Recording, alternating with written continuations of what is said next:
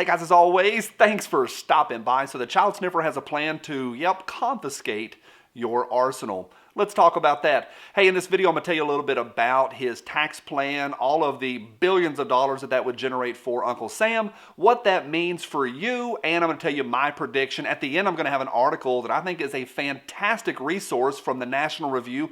It just came out about 2 hours ago. I think it's a great resource. I want to share that with you as well, so stick around. Hey, today's episode is brought to you by CMMG. This week only is the Black Friday special, the Provisions Bundle Stocking Stuffer. It includes a CMMG trucker hat, semi-auto Guatemalan coffee medium roast, a 12-pack of tax snack, and everyone's favorite tactical bacon. It's already cooked and smoky, but I like sizzling mine up just a little bit. A 9-ounce can has 54 strips of bacon. The entire bundle is usually $74.80. This week it's on sale at $54.95. The deal ends Monday. Grab your Provisions bundle over at CMMG Inc. And big thanks to CMMG because Applebee's here right now smells like bacon and I'm loving it. Hey, to all of y'all, thank you for every thumbs up. Last night was wild. I said that yesterday about the day before's video. It's been a wild couple days. Thank you for the support. Appreciate each of y'all. I do mean that. I always say it, but y'all have crushed thumbs up. Fantastic. Had a great time. So thanks. Let me tell you a little bit about this plan. And I used the word confiscation to open with. That's a dramatic word, but I think you're going to see what that's about. Got my notes right here. It's a big plan, and this plan is not new. Like his plan, the Child Sniffer's plan, has been on his website for months, maybe even a year, I'm not sure. But it's been months and months. I covered it months ago. But it hit the national press yesterday. I got several phone calls yesterday morning. Hey, Johnny, did you know about this? Yeah, I've talked about it for months, but people have just now got the realization of what this plan would do. I'm going to tell you about it. I'm also going to tell you how it's going to affect you. It's a big plan. There's a couple key things in here I think that really affect us the most. Now, I said the other day that it's more like the walls closing in because there's going to be a lot of smaller pieces to this plan if it goes through that will make things inaccessible, that will tax us in other ways. And I call that backdoor gun control, but there is some front door gun control that is nasty, just some nasty, nasty stuff. Now, the NFA, some of y'all know what NFA items are. That's like suppressors, silencers, short-barreled rifles, machine guns, those sort of things.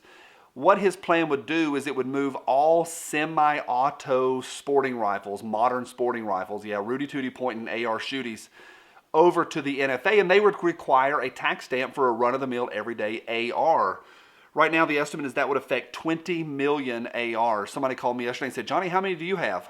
None. Got granddaddy's old 22. That's all I got. Yeah. Also, it would take all magazines of high-capacity magazines. I know it's not high capacity. I always use air quotes, but sometimes y'all really want me to say, hey, Johnny, a 30-round AR mag is standard capacity. I know that. I get it.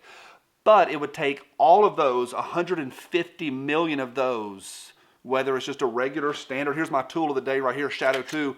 This one holds 17. That one would move over to be an NFA item. So all of those 150 million mags, pistol or AR, any sort of modern sporting, and 20 million modern sporting rifles. So that's 170 million total. All of those would move to the NFA, and you would have to either turn them in, buy back, or you would have to register them and get a tax stamp at $200 a piece. That would be $34 billion in taxes, just instant, bang. Taxes that we would own, law-abiding, I know y'all don't like the word citizens, but law-abiding Americans would owe that to Uncle Sam immediately. That's a whopper.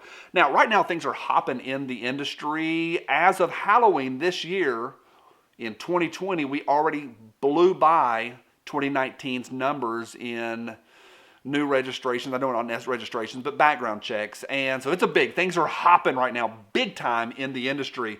And I think this, and a lot of people do agree that this plan would make the industry scream even faster. Things are hopping, things would go even faster. Forbes had an article that hit either yesterday or today, and they said this, that the plan would ironically make the industry grow and scream even faster. And so in a lot of ways, it'd be very good for the industry to have those nitwits in office.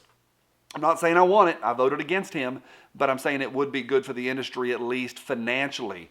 And so that is a totally ironic symptom of having that nitwit or both those nitwits in office. Now, how does this affect you? Well, it would require you to go through your arsenal in anything that's a modern sporting, or you have any mags, which almost I think every mag that I own is over 10. You would have to go either turn those in.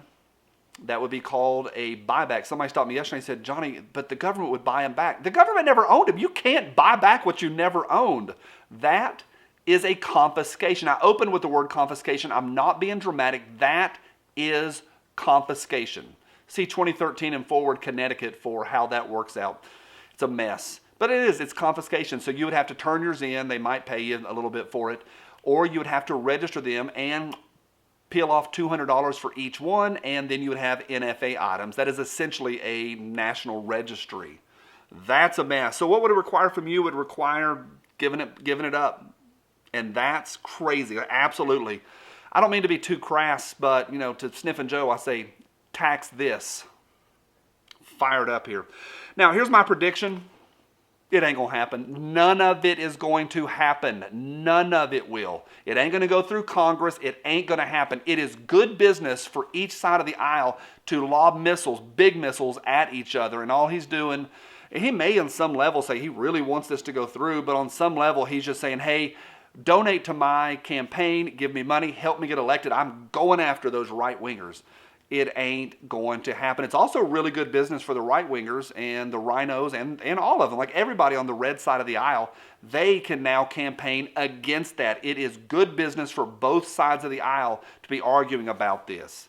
I'm not saying it's totally fake. I'm saying it ain't going to go through. A lot of times they push through these ideas, or they have these platforms that are unobtainable just for fundraising purposes, because it solidifies the voting base and it gets people off the couch and into the voting booth. It ain't going to happen. Now, here's the article I wanted you to check out. I'll put a link to it right down below. It's from the National Review. It hit today, and I didn't even write it down. I didn't write the name of the article down, but in the article, I'll have it down below. The author, he says it ain't going to happen. He said it is so far out there.